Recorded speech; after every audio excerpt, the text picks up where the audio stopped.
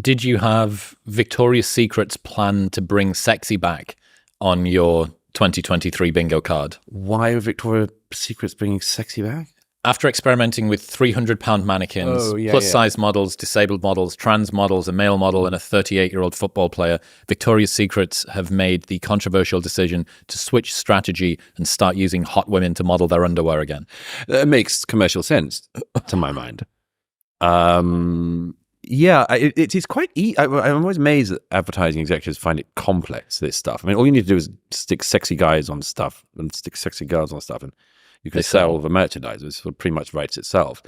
I'm not particularly surprised that if you stick Lizzo in a bikini, it's not as appealing as a bit of sales merchandise. But, live and learn, I suppose. Live and learn. Live and learn. One of my friends owns a very big clothing company. And for a while, they tried plus-sized models. Yeah. Mostly for women. There's not much of a body positivity movement for men. No, it's not like a beer gut movement. The skinny fat revolution. Yeah. And he said, we've split tested this into oblivion. Big girls don't sell clothes. Right. So when you see that, when you see a company, Ann Summers are making double plus-size dildos or whatever, the company is actively hurting their top line and bottom line to be able to send the right message. Right. And that's all well and good up until some shareholder meeting where some 70s-year-old guy looks at the far right column of an Excel sheet and goes, what the fuck's this? Yes. And they go, no, you don't understand. It's this really cool new movement. It's very progressive. And he goes, I don't care. Right. I want more money than we had last year, and this is less money than we had last year. Yeah. Yeah, they, well, I mean, I suppose it all starts off from a good place, like some or many things. But look, if you might agree that, it's not a good thing to sell anorexic-looking models to young women. That's, okay, let's all agree on that. But you can stop somewhere before morbidly obese. That's where the whole thing goes wrong with the body positivity thing. Plus, there's a place where body positivity shouldn't occur. It should be... I mean, if somebody is so morbidly obese that they're at significant risk of heart failure, you shouldn't celebrate them. You should say, hang on a minute, steady on the donuts. But they don't say that. They just did. They run all the way. I wish that you could just have sort of healthy-looking women on the ads and just draw the line there. But as ever, they sort of don't know where the line is until, as you say, something wrenches them back. And I think wrenches them back is normally, as you say, the bottom line. Yeah, I've been thinking about this sort of performative empathy point for a while. Got this idea. I need to meme it better, but I think something like short-term empathy or the shallow pond of empathy. I've been thinking about what is most popular in culture at the moment is something that optimizes for its immediacy to signal that you are a good guy or good girl. Right. Even if that's at the expense of the ultimate outcome for the person. So let's say you're able to do something, giving the child ice cream. It may be what it wants right now. It may be bad for it long term. But if you're the ice cream promoter for the young children, you will be seen as a good person. And if you're the person who's saying, hang on a second, that's not what you want long term. Maybe responsibility in Peterson language, maybe not casual sex in Louise Perry language, maybe not as much food as you want in body positivity language. You're seen as bigoted or judgmental or whatever. That's because there's no countervailing force in the culture. The unlimited empathy, people have run a long way very fast because, as you say, there's a short-term gain to be seen to be being empathetic. Let's celebrate yourself. But ordinarily, you would have some other counterforce in the society, and different forces have provided that in history, including the church. But if there is no counterforce to say, for instance, long-term gratification better than short-term, or whatever, then that's a sort of unappealing position in our society now. There's plenty of room for people to be in that space, but you're still on the defensive. We still live in a society where effectively to own an ice cream truck, in the sort of language of a child, would seem to be a great thing. Just let's have the short-term thing. Not many people want that role. It's sort of uncool.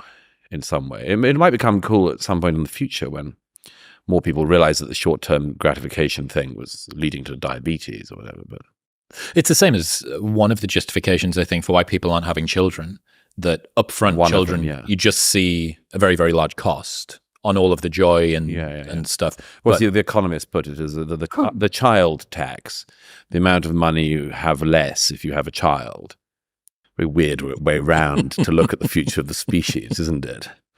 If only I died with more money in my bank account. Life of regret. Death of regret, perhaps. Yeah.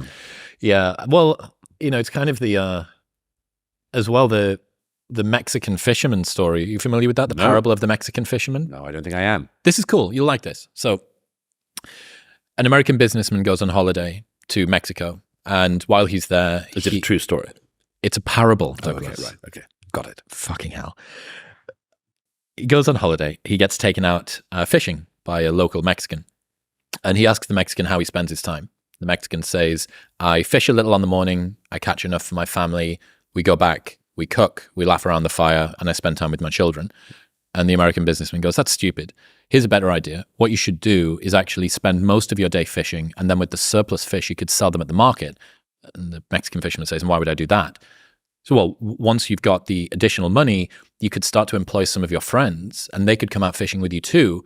And you could catch more fish, which you could sell at the market for more money. He says, why would I do that? He says, well, once you've done that, you would be able to incorporate in America and you would maybe be able to start a canning factory so that you could own the entire production process and you could then sell the company for a lot of money. He said, and why would I do that?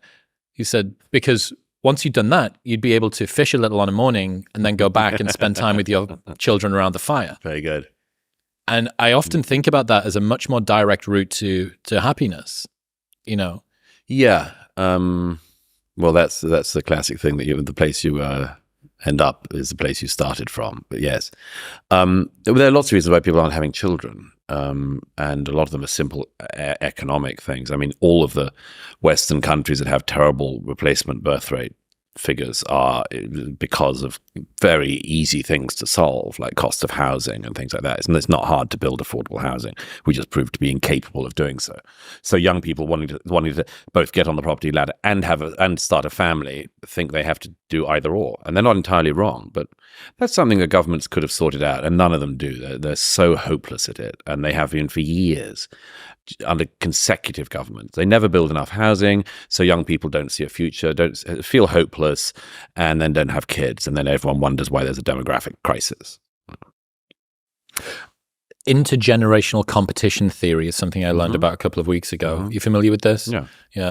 I didn't know about it before, but it makes complete sense. There was always this talk of millennials are the first generation to have done worse than their parents, and it seems if you they're not the first in a little while. Yes, first in 2 generations. Yeah, a bit long. And it seems like millennials actually probably just about managed to get over on average. Okay.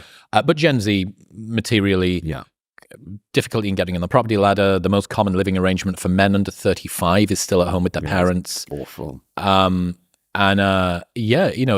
It bakes in this sort of intergenerational competitiveness and a dissatisfaction when you look at where your parents were, and this felt sense that your parents got advantages that you never did, which is usually not true.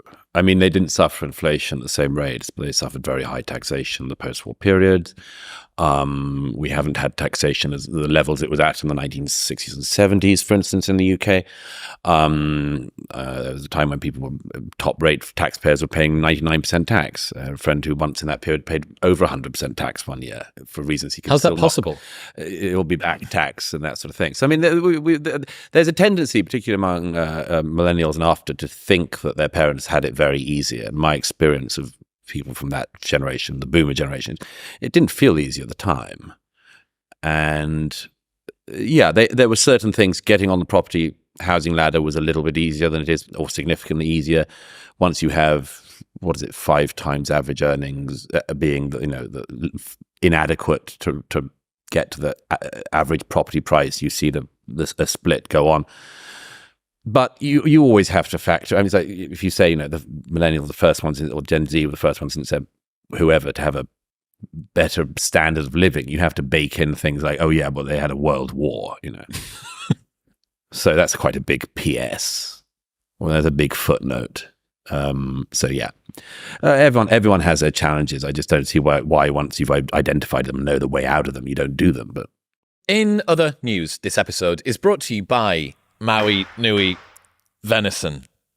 Maui Nui Venison brings the healthiest red meat on the planet direct to your door. Not only is it the most nutrient-dense meat on the planet, they're the only 100% stress-free, wild-harvested venison that you can get. Here's my super secret hack. If you are sick of buying meat that always goes off, put it in the freezer, from frozen, salt both sides of it, put it in an air fryer for 10 to 12 minutes each side, and you have a perfectly cooked steak from frozen that will never go off because it's going from freezer to mouth in the space of 25 minutes. It's a complete game changer. All of their cuts are spectacular, and you can get them frozen, delivered to your door. But their venison sticks are my favorite while I've been on the road. You can get the healthiest red meat on the planet delivered directly to your door and get 20% off by going to the link in the description below or heading to mauinuivenison.com/modernwisdom and using the code modernwisdom at checkout. That's MAUINUI venison.com/modernwisdom and modernwisdom at checkout. Thank you very much for tuning in. If you enjoyed that clip